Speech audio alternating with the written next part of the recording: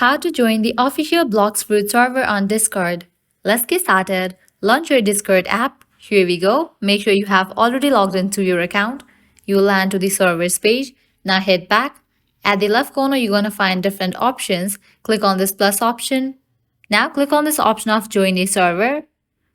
Now over here, you'll find this invite link box. Type in over there Blox Fruit and then click on join with invite link. Click on accept invite.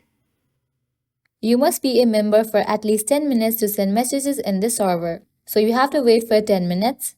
After you complete 10 minutes, you can click on the option of verify given over here.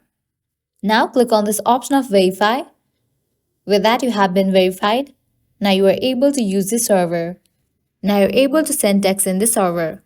Well, this is how you can easily join the official Blox Fruit server on Discord.